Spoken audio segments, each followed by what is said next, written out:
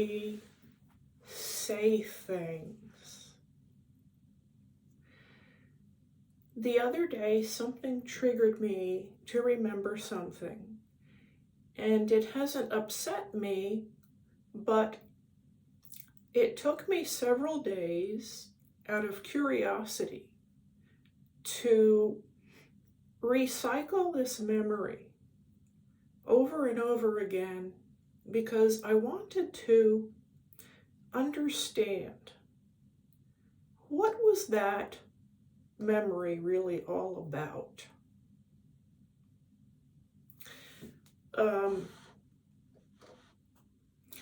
The memory was my mother saying something. She said many things. She had several ways of making false apologies and excuses, but one of her very favorite sentences I may have heard literally hundreds of times over the course of all the years of living in her home. Hundreds. And it went like this. She would come up to me and she would say, I feel like I've let you down. I feel like I've let you down.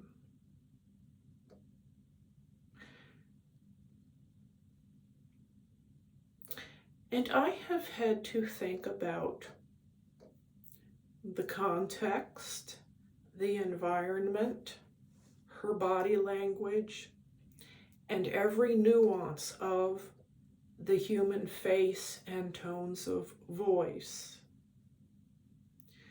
to finally get an idea of the things that she was actually doing. She started this when I was just a kid and continued all the way up until I was a young adult. First of all, it was always private, and she always initiated it at odd times.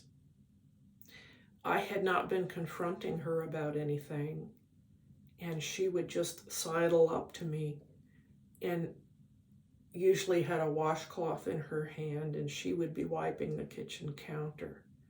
And she would just voluntarily say, in a very slightly whining voice, well, I feel like I really have let you down.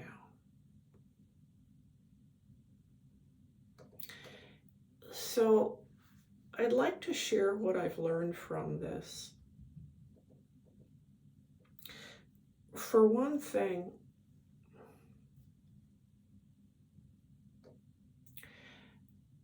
it felt like she was saying,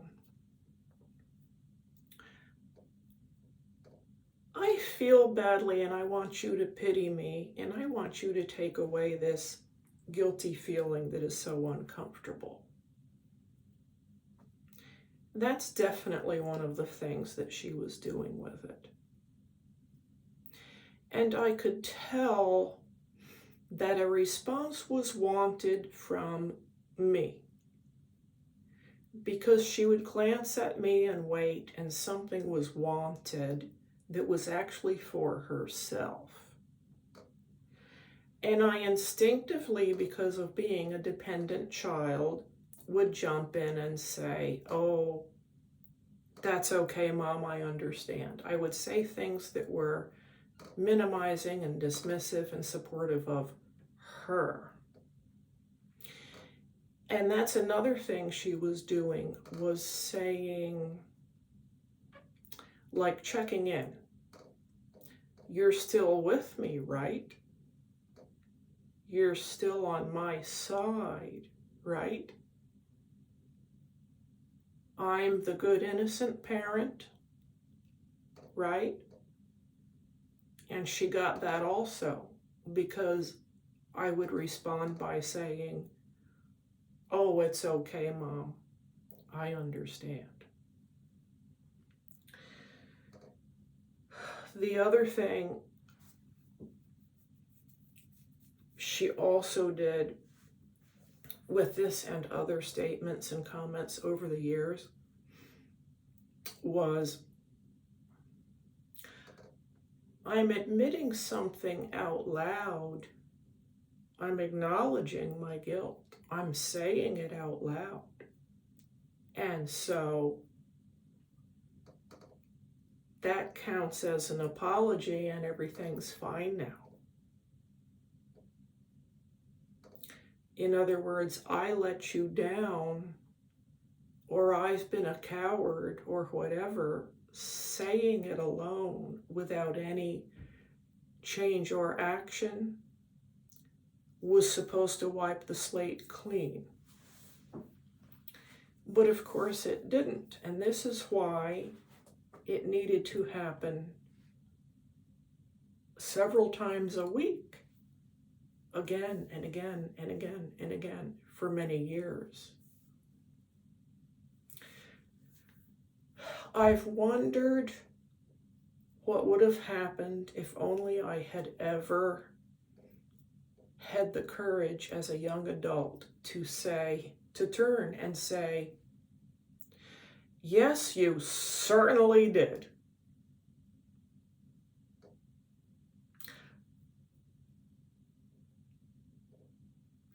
That's just not me, and I think I did not want to know what might have happened. She would have been really shocked, and unfortunately, I was familiar with a side of her that was very rarely seen and was never seen by anyone other than myself and my brother. And that was the monster. I believe I would have seen the ugly and vicious monster, and I would have been verbally attacked because the whole thing was false.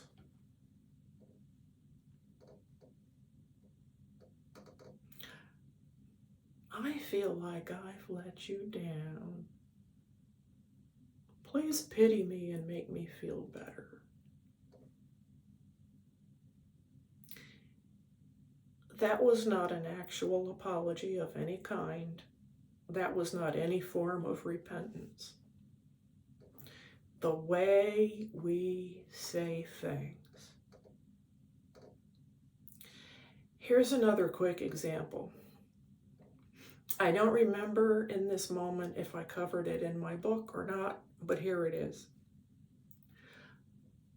My mother made a false attempt to enter into therapy with me. The way she did that was to make exactly one visit to this free therapist who, as a Christian, was going to help us out for absolutely nothing. I was the one that initiated it and found her and called her and set it all up, which I should have realized is already a problem. My mother wanted to look like she was being cooperative. She didn't want to say outright, no, I don't care, I'm not going to make any effort. So to my surprise, she went for a brief introductory conversation with this woman who was some kind of a counselor. And then she called me, and this was supposed to be a process in which my mother would receive individual therapy, I would be receiving individual therapy,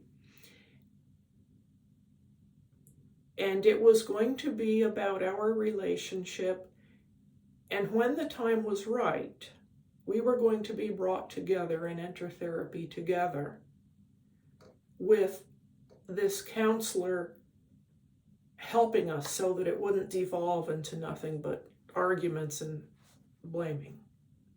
It would have taken months, perhaps years. My mother called me on the phone and she said this: She said, I went and I liked her, and I know that this is a process, and I know I'm going to have to keep going back, and I'm really going to have to think about and work on some things. Okay? I don't remember how the conversation ended. I praised her for going. I said I looked forward to the work we had to do, hopefully in a very pleasant way because of the counselor. The problem is this. Being her daughter and knowing her as well as I did, knowing her tones of voice, I knew she had just lied to me. Every word, I know I have to go back and that this is a process. I could tell. She didn't mean it. She had just lied. She was not going to go back. I knew it. Sure enough, she never called me again. She never returned. It was many weeks before my brother called me to explain what was going on, and it was not good. And apparently my mother, to the outside world and to relatives, made it seem as though she had entered therapy for me, and that wasn't good enough, and that I had somehow wrecked everything and that it had not worked. And she played herself off as absolutely innocent in having made this effort.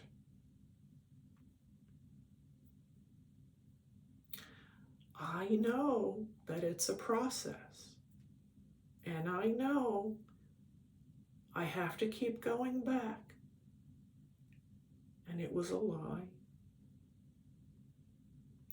The way we say things, rather than the words. As a very sensitive person who may be of a certain personality type, and I believe that I'm schizoid, that's why the slightest whiff of any insincerity is clear to me immediately. I feel it. And that's why I knew. I think that we sensitive people who feel the lies, who feel the manipulation, I think a lot of us have just decided very young that we're not going to play these games. We can't stand it. I think we've just walked away because humanity is too complex. We can't keep up with it all. It's that bad. In conversation, I find that it's hard enough with one person. When you add 2, 3, 4, when you add a family and all of those dynamics, 8 people, 10 people, maybe an office party, maybe something huge like a wedding. Honestly, I don't even show up. And it's because I'll be processing this for weeks to come afterward, just weeks. And I will have been insulted, manipulated, and everything else because it happens so fast that I can't keep up with it. I don't suspect people and think that fast in order to be able to know what to do or what I should have said back. To some extent, this happens to everybody. Haven't you ever had a disagreement and hours later realized there was something perfect you should have said, but now it's too late. Well, I experienced that times 100. Anyway, I worked that out, and I realized that my mother never, whether it was conscious or not, she was a deeply, deeply dishonest person who lived a life of falsehood. And she was never, ever going to work things out with me. I'm not sure she was capable. The way we say things and the way that we hear things, pay attention. It's so important because sometimes you're being lied to. I hate to think how much of the time we're being manipulated and lied to. It's a lot. You don't have to take everyone at their word. Those words, sometimes the actual words are meaningless. It made me feel better to know that this failure was not my fault. I've looked back and I've understood what she was doing. Absolutely. Okay, folks, thank you, and I'll see you soon the next time. Bye-bye.